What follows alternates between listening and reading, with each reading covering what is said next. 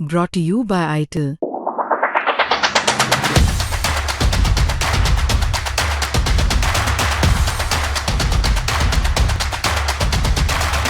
तो आदाब, नमस्कार, गुड इवनिंग, सत श्री अकाल। एक बार फिर आप तमाम लोगों का स्वागत है क्राइम तक की कहानी के इस एपिसोड में। उम्मीद है पूरी फैमिली अच्छी होगी, अपना और अपनों का ख्याल रख रही होगी। आम लोग कहें, आम लोग देखें, आम लोग दावा करें तो बात समझ में आती है कि चलो गलती हो सकती है, लेकिन जहाँ से कानून के रास्ते खुलते हैं, जहाँ से कानून को लेकर फैसले सुनाए जाते हैं और जिस तरीके का कानून है जिसमें अंधविश्वास, अंधभक्ति, भूत प्रेत जो इंसान के दायरे से बाहर की चीज़ है, वहाँ उस कानून की किताबों में उसके लिए जगह नहीं है। लेकिन ऐसी जगह पर बैठे अगर किसी जज की ज़ुबान से ये निकले कि जिस अदालत में बैठकर वो फैसले सुनाते हैं, उस अदालत का एक हिस्सा, एक कोना ऐसा है जहाँ भूत प्रेत है, जहाँ कुछ आत्माएं बिना शरीर के घूमती हैं और जहाँ पायल की खनक की आवाज़ सुनाई देती है। कुछ लोगों पर हमला भी हो चुका है। तो फिर इसे आप क्या कहेंगे? ये देश का शायद इकलौता मामला है भूत प्रेत का जिसमें हाई कोर्ट जैसी बड़ी अदालत के एक जज ने बाकायदा कोर्ट के अंदर बैठकर इस बात को कबूल किया कि इस हाई कोर्ट के एक कमरे के पास, उसके इर्द गिर्द एक सीढ़ी के करीब कुछ आत्माएं हैं जो भटकती हैं। बात कोलकाता हाई कोर्ट की है। कोलकाता हाई कोर्ट की अपना इसका एक इतिहास है। जब ब्रिटिश हुकूमत थी हमारे देश में, ईस्ट इंडिया कंपनी, आपको पता है, कोलकाता के ही ज़रिए पूरे भारत में दाखिल हुई थी, तब 26 जून 1862, 26 जून 1862 को इस देश में जो 3 हाई कोर्ट बने, उनमें से एक कोलकाता हाई कोर्ट था। 1862 का बना हुआ देश के 3 सबसे पुराने प्राचीन अदालतों में से एक है। कोलकाता हाई कोर्ट की 3 अलग अलग बेंच भी है, एक जलपाईगुड़ी में है और एक अंडमान निकोबार का जो सारा पोर्ट ब्लेयर का मामला जो देखा जाता है वो कोलकाता हाई कोर्ट के मातहत आता है। कोलकाता हाई कोर्ट की बिल्डिंग आलीशान है, मुझे 2-3 बार देखने का मौका मिला है, चूँकि हेरिटेज एक तरह का बहुत पुरानी बिल्डिंग है, अंग्रेज़ों के ज़माने का, और उसके जो पिलर हैं अगर आप कॉरिडोर में जाएंगे तो वो एक तरह से एक अजीब सा लुक देता है। पूरे दिन गहमा गहमी, भाग दौड़, लेकिन शाम के बाद इसी हाईकोर्ट का मंजर बदल जाता है।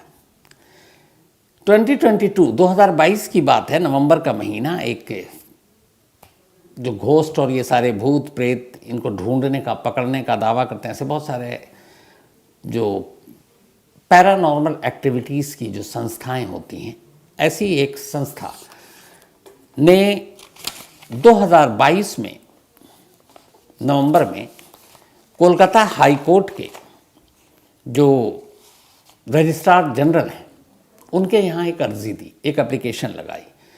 तो भूत प्रेत ढूंढने वाली ये पैरानॉर्मल एक्टिविटीज़ के माहिर जो ये लोग हैं, साइंटिस्ट जिनको आप कहें, DOS नाम की ये संस्था, इसने कोलकाता हाई कोर्ट के जो रजिस्ट्रार जनरल है उनको एक अर्जी दी और कहा कि हमें अदालत इस बात की इजाज़त दे कि हमारी टीम एक रात कोलकाता हाई कोर्ट के रूम नंबर 11 यानी कमरा नंबर 11 में पूरी रात बिताए और हम इस बात का पता लगाएंगे कि क्या इस रूम के अंदर और रूम के इर्द गिर्द कोई साया है, कोई भूत प्रेत है या कोई ऐसी शक्ति है।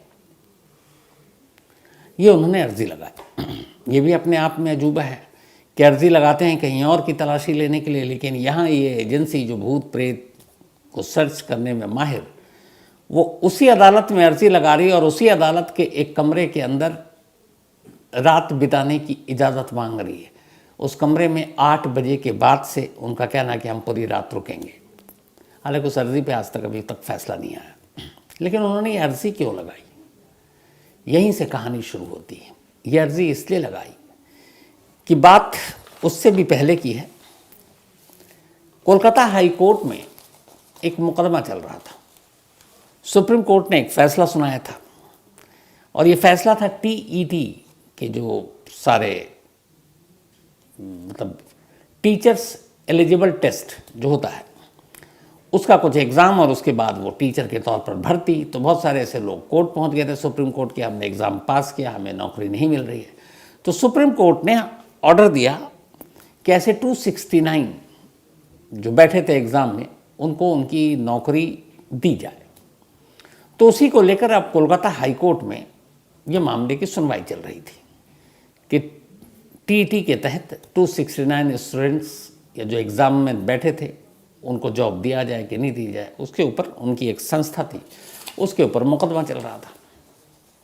ये मुकदमा चल रहा था जस्टिस अभिजीत गंगोपाध्याय की कोर्ट में। मुकदमे की सुनवाई अच्छी खासी लंबी चल रही थी। तो एक दिन ऐसे ही मुकदमे की सुनवाई चल रही थी। जो न्यायमूर्ति अभिजीत गंगोपाध्याय हैं वो कोर्ट में बैठे हुए थे, बहस चल रही थी, बहस लंबी हो गई। तो उन्होंने इसके बाद अगली तारीख दे दी और फिर ये कहा कि अब इस मामले में चूंकि लंबा वक्त लग रहा है तो हम इस मामले की सुनवाई अब शाम 4 बजे से 7 बजे के दरमियान करेंगे। आमतौर पर कोर्ट 5 बजे बंद हो जाते हैं, लेकिन उन्होंने कहा कि इस मामले की सुनवाई 4 से 7 के दरमियान होगी। अब 7 का मतलब है 7 का 8 भी हो सकता है, 8 का 9 भी हो सकता है।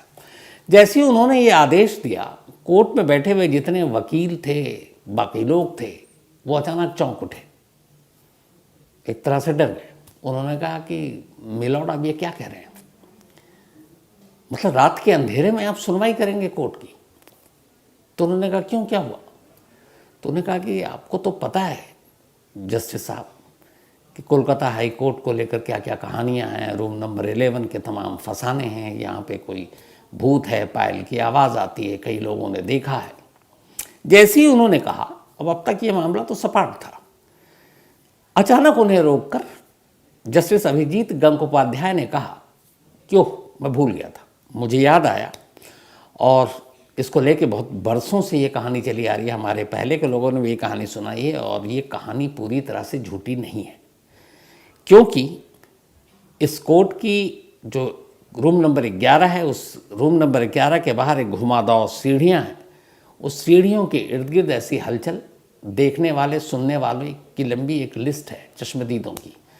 तो उन्होंने कहा कि मैं जानता हूँ कि यहाँ पे कुछ ऐसी शक्तियाँ हैं और ये कहानी झूठी नहीं है। फिर उन्होंने कहा ठीक है, उन्हें भी याद है। उन्होंने कहा नहीं, अब 7 बजे नहीं करेंगे, जो होगा 5 बजे के दरमियान, अंधेरा होने से पहले अदालत खाली। तो जब उन्हें भरी अदालत में उन्होंने, एक जज ने ये बात कही कि कहानी झूठी नहीं है और यहाँ भूत प्रेत है, खबर बन गई। अब इसके बाद कोलकाता हाई कोर्ट को लेकर तमाम चर्चे, तमाम कहानियाँ शुरू हुई। अब सवाल ये है कि कोलकाता हाई कोर्ट के एक जस्टिस ने ये बात क्यों कही कि ये कहानी झूठी नहीं है और यहाँ पर कुछ ऐसी चीज़ें हैं, और क्या है ऐसी बात जो कोलकाता हाई कोर्ट के एक रूम को, ख़ासतौर पर उस रूम के इर्द गिर्द रूम नंबर 11 को एक तरह से भूतहा बनाता है। कोलकाता के जितने वकील हैं, जितने वहाँ पे और मुलाजिम काम करते हैं हाई कोर्ट में, एक बड़ी तादाद है जिनका कहना है कि उन्होंने यहाँ पे कोलकाता हाई कोर्ट में ऐसी चीज़ें देखी हैं। कहानियाँ बहुत सारी हैं, लेकिन 3 कहानी ऐसी है जिसके दावेदार बहुत सारे हैं और उसमें ऐसे लोग जुड़े हुए हैं जिनके बारे में आप शक नहीं कर सकते। एक आम आदमी 10 तरह की कहानी सुनाकर निकल सकता है। बात कई साल पुरानी है। जब कोर्ट में जजेस बैठते हैं तो उनकी भी सुरक्षा होती है, उसके लिए पुलिस की टीम लगी होती है। तो ऐसे ही कुछ पुलिस वाले एक जस्टिस की सिक्योरिटी में थे। मुकदमे की सुनवाई के दौरान थोड़ा देरी हो गई। अब जज साहब अभी कमरे में हैं, शाम के लगभग 7-8 बज चुके, वो अपने रूम में चैम्बर में बैठकर काम कर रहे हैं। तभी ये जो पुलिस वाला था ये निकला, बोला कि अब थोड़ी देर में निकलेंगे, चलो वॉशरूम होकर आ जाते हैं। वॉशरूम उस रूम नंबर 11 की घुमावदार सीढ़ी के करीब। अब वो जाता है, वहाँ से वापस आ रहा होता है, सीढ़ी पर मौजूद था। तभी अचानक वो सीढ़ियों से लुढ़कना शुरू हो जाता है। वो अचानक उठता है और उसका पीछे देखता है और फिर बदहवास चीखता और भागता है।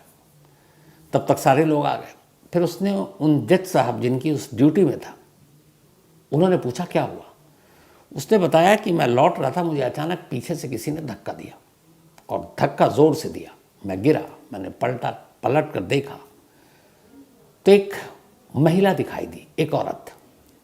उसके पैर मैंने साफ देखे, पैरों में उसके पाजेब थी, साड़ी पहनी हुई थी।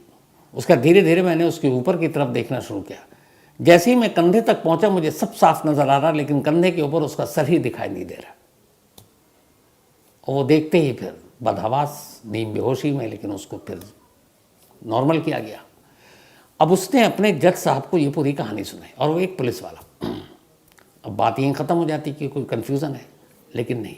इसके बाद उन जज साहब ने एक आदेश दिया कि इस रूम नंबर 11 के इर्द गिर्द जो घुमावदार सीढ़ियाँ और ये है, यहाँ पे अंधेरे में पुलिस वालों की ड्यूटी लगाई जाए, ताकि कोई ऐसी चीज़ ना हो, कोई गलती से उधर चला जाए तो उसके साथ ऐसा हादसा ना हो। तो लंबे वक्त तक वहाँ पुलिस वाले भी मौजूद रहे। तो एक इस पुलिस वाले की कहानी थी। इससे पहले एक कहानी जो दो सबसे फेमस कहानी थी कोलकाता हाईकोर्ट के इस भूत वाली, उसमें एक कहानी एक कवि की थी कि एक कवि है जिसकी वजह से ये सारी चीज़ें हुई। और ये बात उस वक्त की है जब ब्रिटिश हुकूमत थी, और ब्रिटिश हुकूमत के दौर में एक कवि था जिसका नाम तपिस था। तपिस एक पोएट था, उसके ऊपर तमाम तरह के इल्ज़ाम लगे आज़ादी और इसके लिए भी लिखने विखने के। तो इसी कोलकाता हाईकोर्ट में उसके ऊपर मुकदमा चला। मुकदमा चलने के बाद अदालत ने उसे सज़ाए मौत दी, और सज़ाए मौत का फैसला देकर उसके बाद उसे जेल भेज दिया गया। जेल में उस वक्त जो अंग्रेज़ जेलर थे वो सब जल्लाद टाइप के थे। उन्होंने तपिस को खाना पानी कुछ नहीं दिया, और वो वहीं जेल में भटकता रहा, घूमता रहा, और फिर उसको सज़ाए मौत दे दी गई। जब उसको मौत दे दी गई तो उसके बाद ये हुआ कि इस कोर्ट के अंदर कोई साया है जो घूमता है, और वहाँ पे एक घुमावदार सीढ़ी के पास एक मटका रखा हुआ था पानी का। तो कहते हैं कि वहीं पे हमेशा दिखाई देता है कि वो आता है मटके के करीब और फिर गायब हो जाता है। तो कहानी ये बनी कि ये जो तपिस, जिसे अंग्रेज़ों ने सज़ाए मौत दी, फिर सूली पे चढ़ा दिया, वो आखिरी वक्त तक प्यासा था और उससे बिल्कुल मतलब डिहाइड्रेशन का शिकार हो चुका था, एक तरह से मर ही गया था। तो उसकी आत्मा इतनी प्यासी है कि वो अक्सर यहाँ पर पानी पीने के लिए आती है, क्योंकि अगर उसे फांसी जेल में हुई तो फिर उसकी आत्मा का कोर्ट से क्या लेना देना था। लेकिन उस वक्त लोगों ने कहा कि चूँकि उसका पूरा मुकदमा इसी कोर्ट में चला, कोलकाता हाई कोर्ट में, और फिर उसे सज़ाए मौत का फैसला भी इसी कोर्ट ने दिया, इसीलिए उसकी आत्मा इस अदालत के चक्कर काटती है। लेकिन फिर ये हुआ कि वो आत्मा है यहाँ से यहाँ कैसे, लेकिन कई लोगों ने देखने का दावा किया। तो फिर उस तपिस की कहानी एक लंबे बरसों तक कोलकाता हाई कोर्ट में एक साय के तौर पर जुड़ी रही, और वो मामला चलता रहा। फिर कुछ वक्त बीता, अचानक अब एक भूत के चलने फिरने में भी एक नई तब्दीली आ गई, एक नया बदलाव। अब जो लोग थे चश्मदीद, उन्होंने ये महसूस करना शुरू किया कि शाम के 7 बजने के बाद अचानक इस रूम नंबर 11 के करीब एक बिना सर वाली महिला गुजरती है, और जब वो चलती है तो उसके पाजेब की छन छन की आवाज़ आती है। अब ये कई लोगों ने आवाज़ सुनी, वहाँ के स्टाफ ने, मुलाजिम ने, बाकी लोगों ने, और इवन पुलिस वालों से लेकर कुछ जजों ने भी। कई बार उन्होंने कहा कि नहीं ये झूठा हो सकता है, लेकिन फिर उन्होंने ये कहा कि हमने अपने कानों से आवाज़ सुनी है। अब रात को कोर्ट के अंदर पाजेब की आवाज़ कहाँ से आ रही है? ये सारी बातें चल रही थी, तभी दो चीज़ें हुई। 2 कोर्ट के मुलाजिम थे, एक का नाम था मनमोहन और एक उसका दोस्त था। तो एक रात क्या हुआ कि ये दोनों अपने काम में इतने बिजी थे कि उस दूसरे का नाम था वजहारी। तो मनमोहन और वजहारी ये दोनों कोर्ट में थे। कोर्ट का काम कुछ ज़्यादा उस दिन फंस गया, तो ये अपने अपने रूम में बैठकर बाकी के फाइल निपटा रहे हैं, क्योंकि अगले दिन शायद कोई जजमेंट आना था, उसी से जुड़े हुए थे। तो मनमोहन वजहारी को काम करते करते एहसास ही नहीं हुआ कि रात के 8 बज गए। अब अचानक वजहारी ने कहा कि मुझे प्यास लगी है, तो और मुझे वॉशरूम भी जाना है। तो उसने कहा कि बराबर में ही जज साहब का चैम्बर था जिनके लिए दोनों काम कर रहे थे। उसने कहा कि जज साहब तो जा चुके हैं, तुम यहीं वॉशरूम यूज़ कर लो। उसने कहा नहीं जज साहब का मैं। अब वो वॉशरूम जो था और वो पानी पीने की जगह वो वही रूम नंबर 11 के घुमावदार सीढ़ी के पास थी, जहाँ के ये लोग स्टाफ यूज़ करते थे। जैसा मैंने कहा कि पानी का मटका भी वहीं होता था। तो उसने मनमोहन ने उसको आगाह भी किया। उसने कहा अरे कुछ नहीं होता, मैं जा रहा हूँ, और वो चला गया। अब जाने के बाद वो लौट ही नहीं रहा, इधर इसका काम खत्म हो गया, इसे निकलना है, इसे ये भी टेंशन है कि 8 से ऊपर काम कर रहे हैं, कोर्ट के ज़्यादातर स्टाफ जा चुके हैं, कोर्ट खाली है, डर भी लग रहा उसे, वो सारे दिमाग में कहानियाँ भी घूम रही हैं। तो काफ़ी देर तक जब वो नहीं आया तब इसने कहा कि अब क्या करें, चल के देखना पड़ेगा। अब मनमोहन उसे ढूंढते हुए उसी वॉशरूम की तरफ बढ़ रहा है। जब वो थोड़ी दूरी पर था तो उसने उसी सीढ़ी के पास एक बेंच रखा हुआ, उसने देखा कि उस बेंच के करीब नीचे वजहारी औंधे मुंह पड़ा हुआ है। वो देख के घबरा गया, लेकिन फिर उसने देखा कि उस बेंच पे एक महिला बैठी है और उसके हाथ में कुछ बर्तन है, वो पानी उसके ऊपर छींटे मार रही है। उसे लगा चलो कोई कोर्ट का कोई स्टाफ है, कम से कम ध्यान रख रही है। वो बदहवास तेज़ी से भागता हुआ आया, वजहारी वजहारी चीखता हुआ, और उसे लगा कि एक महिला है तो उसे डर भी नहीं लगा कि अब 2 लोग हो गए हैं, वो 3 हो गया। पर वो जैसे ही करीब आया उसने देखा कि बेंच से महिला गायब। अब वो वजहारी को संभालने आया था, खुद उसके हाथ पैर फूल गए।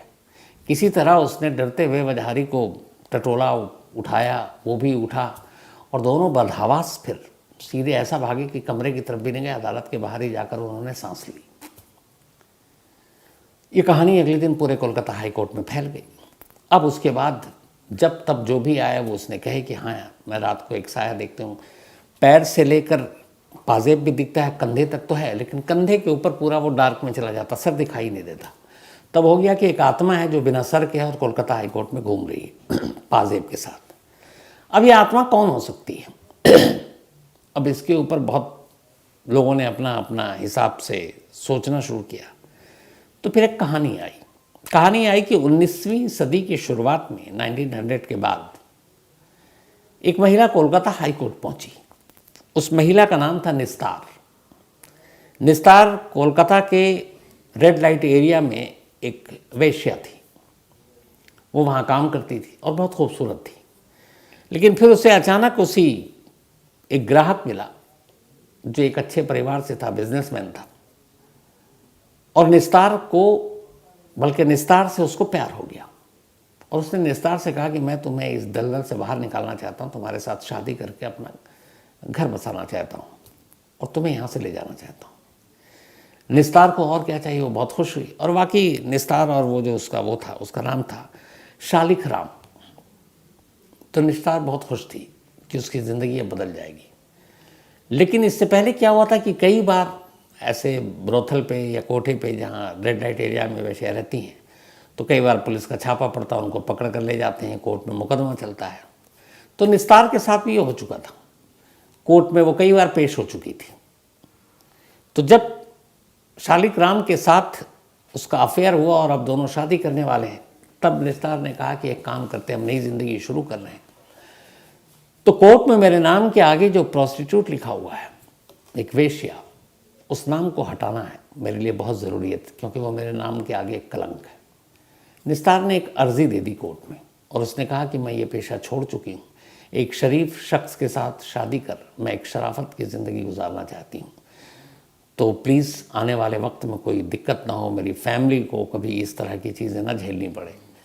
तो मेरे नाम के आगे से वो जो वेश्या शब्द है वो कानूनी पन्नों से हटा दीजिए। अब ये अर्ज़ी लगा दी। जब अर्ज़ी लगाई तो अब वो जज के सामने बड़ी मुश्किल, ये कैसे तो तमाम वेश्याँ आ जाएंगी। कुछ वकीलों ने इसी तरह की दलील लेनी शुरू की। उधर जो उसके ग्राहक थे और जो कोठे के लोग थे वो भी उसके खिलाफ हो गए थे निस्तार के, कि ये कैसे ये छोड़कर और अपनी नई ज़िंदगी शुरू करने जा सकती है, इस तरह से तो बाकी लड़कियों को भी ऐसे ही रास्ते मिल जाएंगे। तो ऐसे पेशे में जाना आसान है, निकलना बड़ा मुश्किल होता है। तब उन तमाम लोगों ने मिलकर उसका रास्ता रोकने की कोशिश की और इस बात की पूरी कोशिश की कि निस्तार की अदालत से जो मांग है वो अधूरी रह जाए, उसके नाम के आगे से वेश्या शब्द कानूनी तौर पर ना हटे। अब उसमें दलील दी गई कि इन्होंने ये जुर्म किया, ये जुर्म किया, अब आगे अच्छा कर रहे हैं, उससे पिछले जुर्म का कोई मतलब नहीं है। तो सारी बातें चलती रही और दबाव इतना बढ़ा कि निस्तार की वो अर्जी खारिज हो गई। अदालत ने मना कर दिया कि तुम्हारे नाम के आगे से वेश्या हटाएंगे। इसके बाद अब लोगों ने और भी भड़काना शुरू कर दिया।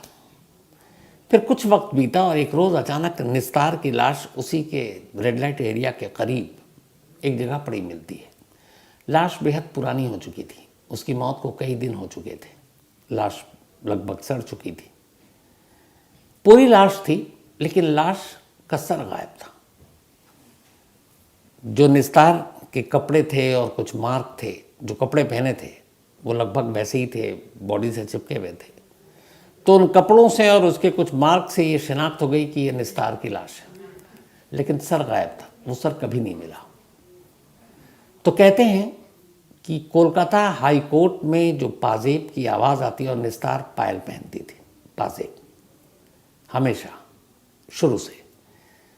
तो फिर ये माना गया कि जो कोलकाता हाई कोर्ट में जो पायल की आवाज़ आती है और पैर से लेकर कंधे तक तो वो दिखाई देती है महिला, कंधे के बाद सर दिखाई नहीं देता, वो असल में कोई और नहीं, यही निस्तार है। क्योंकि इसी कोलकाता हाई कोर्ट से उसे इंसाफ नहीं मिला और उस इंसाफ के न मिलने की वजह से उसकी ज़िंदगी अधूरी रह गई।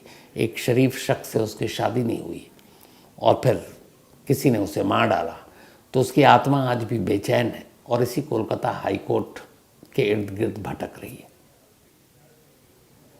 लेकिन इसका भी कोई प्रूफ नहीं मिला। लेकिन इन सारी चीज़ों को हवा मिली जब जज ने कोलकाता हाई कोर्ट के खुद कहा कि हाँ, ये कहानियाँ झूठी नहीं हैं और इस तरह की यहाँ हरकतें होती हैं। तो ये थी कोलकाता हाई कोर्ट के उस भूत की कहानी। अब इस कहानी का सिरा कहाँ जाकर रुकेगा मालूम नहीं, लेकिन ये आज भी है कि रात को, आपको याद होगा ऐसे कई केसेस आए जिसमें सुप्रीम कोर्ट 2-2, 3-3 बजे तक खुला रहा। कोलकाता हाई कोर्ट में रात को अदालती कार्रवाई नहीं होती और उसकी वजह सारे स्टाफ भी भाग लेते हैं। यही जो वहाँ के भूत की मौजूदगी, उसको लेकर इतनी कहानियाँ हैं कि कोई भी अपनी जान जोखिम में डालकर रात के सन्नाटे में कोलकाता हाई कोर्ट के अंदर नहीं रहना चाहता।